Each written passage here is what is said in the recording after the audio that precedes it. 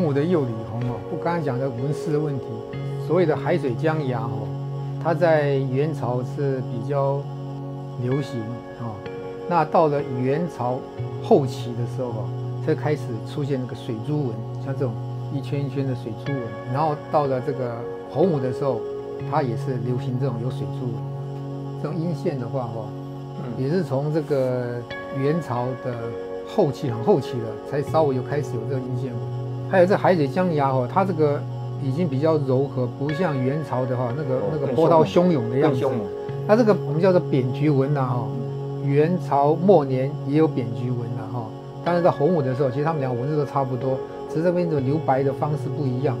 我们讲说元朝这种转枝菊纹没有那么流行啊，他们都是菊花纹啊。在元朝里面哦，比较少有龙凤纹出现，就是龙纹就龙纹或双龙纹。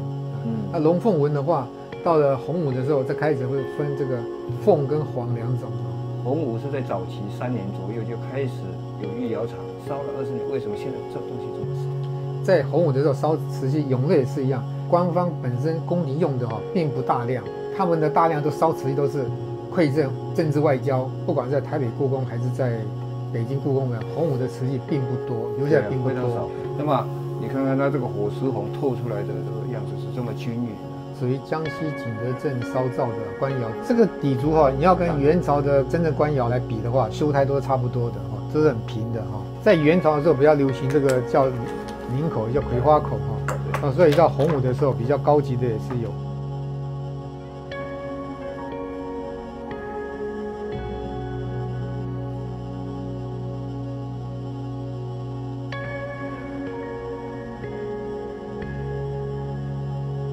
是非常漂亮的一个东西。在那个洪武的时候比较流行釉里红因为它是崇尚红色的反而青花比釉里红还要少。然后釉里红又不好烧，在现在也是不好烧，也是不好烧。最难烧的就是珐琅彩再来就是釉里红这个叫做兽首衔环这个环是固定的，到清以后，当然这环是活动的。这一件底下它是有上釉，像高圈足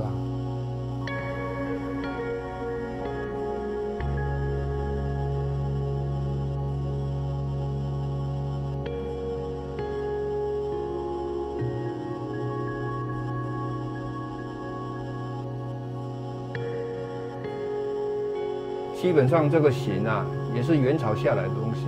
从这纹饰来看这个蕉叶纹中间是留白，这是洪武的。如果说是这个元朝的话，这就不会留白，这是实心的像这个也这样子留白。但是这边有一个就是莲瓣纹那这个莲瓣纹的画法就像元朝的画法，这是洪武的画没有错，这元朝画法，所以有人会怀疑怎么都不一样，所以这是一个。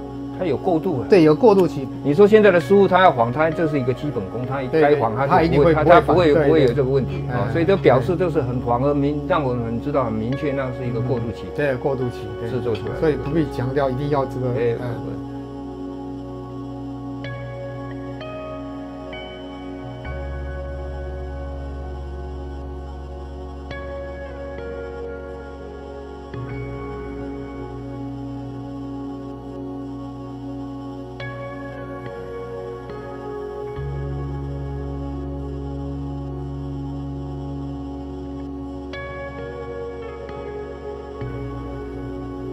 接下来我们介绍永乐田柏。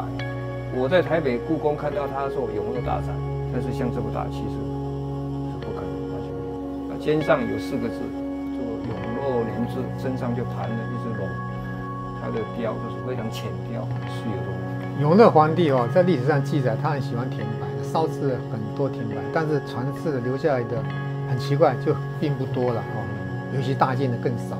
永乐为什么叫田柏？其实田柏讲的就是永乐的白釉，不管在永乐之前还是永乐之后烧的白釉都不叫田柏。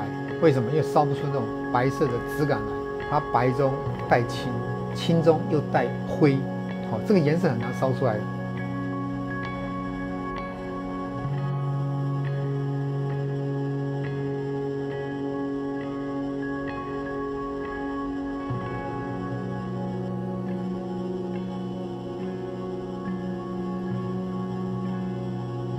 所以先讲这个永乐田柏，白中透青，你没有看到实物，根本没有办法意会。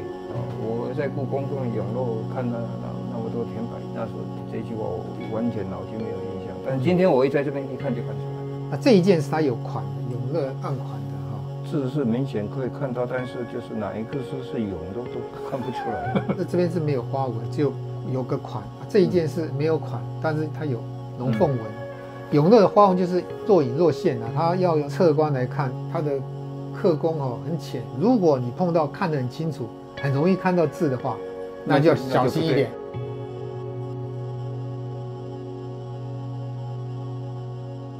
它的画工跟它的青花都就是很典型的洪武风。对，卧壶来讲我只看到过，应该是北京故宫啦，有个卧壶，那是永乐的卧壶。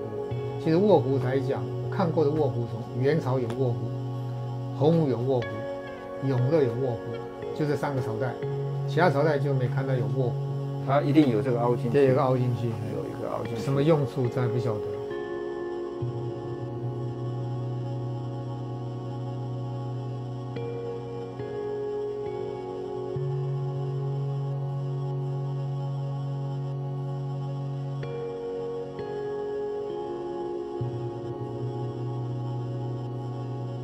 洪武大帝玉壶春，这个在蔡先生的书上都有。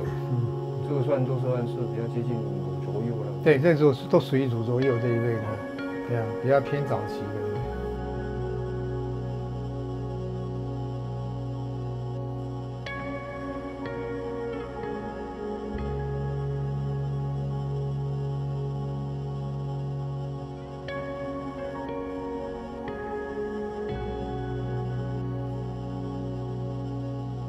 这一件青花就比较蓝了。这一件来讲跟这2件不大一样，因为这个乳浊釉，这个就比较不是乳浊釉这是在洪武到了后期以后他才开始把这个青花比较没那么精纯的苏麻离青再提炼过一次，表面的透明釉它又重新调配过，就稍微没有那种乳浊釉，稍微亮一点。永乐比较接近。永乐的话就是稍微接近这个，到宣德更亮的。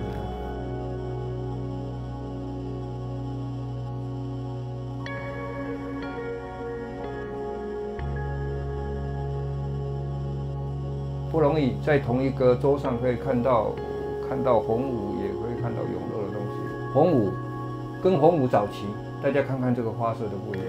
这个火石红还是这么明显，这个为什么火石红完全等于？这是永乐的胎跟洪武的胎是不一样的。对，那宣德的胎又有一点火石红但没有洪武这么严重。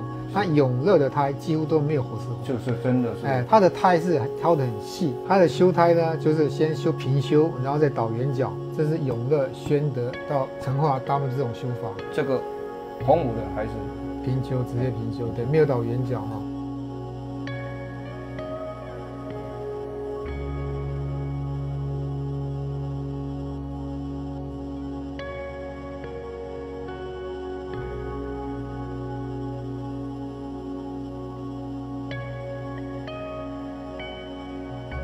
拿出3件都是永乐宣德的，把这件也比较大了，比较容易辨识，让大家也一次在桌上可以看到。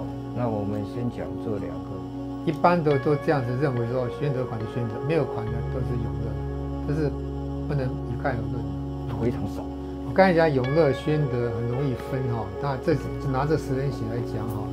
一般来讲，永乐的10人洗除了它这个没有款以外，永乐的胎比较细。这个胎也比较薄，线条也比较犀利。我们放大镜看，永乐跟宣德胎都不一样，它的胎比较厚实，所以它一定要做的比较厚。永乐胎相对比较细腻，它也做的比较薄的胎。现代仿的容易辨识吗？因为这个矿物层苏麻离现在已经没有苏麻离青了，很难找到苏麻离青。对。